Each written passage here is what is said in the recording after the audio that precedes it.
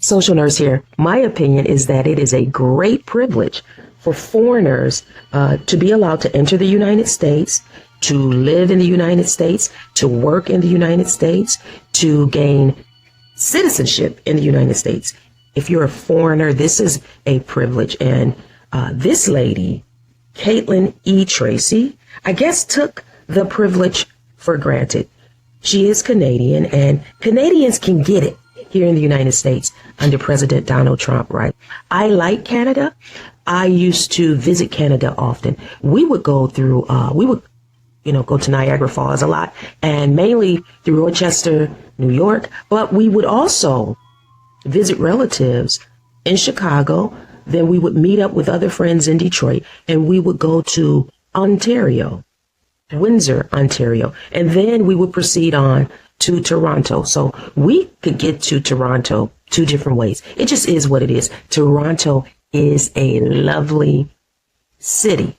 I have a good friend that married a Canadian, a black man, a black Canadian, and my friend's black too. She's ethnically Black American. She married a black Canadian, and that's a whole nother story. But according to him, his family had a long history of living in Canada, right? And anyway, that's another story. But this woman living in New Jersey could now be deported after police say that she slapped a teenager. This teenager was wearing pro-Trump clothing. 33-year-old Caitlin E. Tracy confronted a group of teens, according to reports. This confrontation was on the Point Pleasant Beach boardwalk. She was recording them on her phone before she allegedly hit a girl. She striked, threw a blow, a punch at a girl wearing clothing, pants displaying Trump and ICE. So this lady is in ICE custody, facing assault charges, and she's at risk of removal from the United States of America if immigration authorities determine she's deportable. To me, she's deportable. You know, there's a act that has been put into law under the Trump administration, and it doesn't take hideous, heinous crimes to be deportable. I believe these new rules fall under the Laken-Riley Act.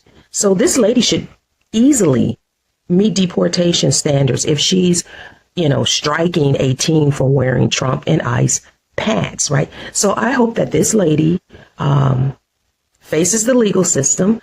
Maybe she can do a little jail time, like, in a county jail or a municipal jail. I'm not saying that she should be in the prison or the federal prison. There are certain levels of incarceration, right? Here in the United States. You can be in a municipal jail, a county jail, a state prison, or a federal prison. So I'm not sure which hierarchy would be best for her. The charges would be federal, I think, in this case. But New Jersey has some type of very pro-immigrant people. So I don't think, like the state or the city will prosecute this lady. But the federal government should just let this lady go back to Canada right now and ban her forever. That's just my opinion. Do not put your hands on someone because you don't like their clothing. It is what it is. Social nurse.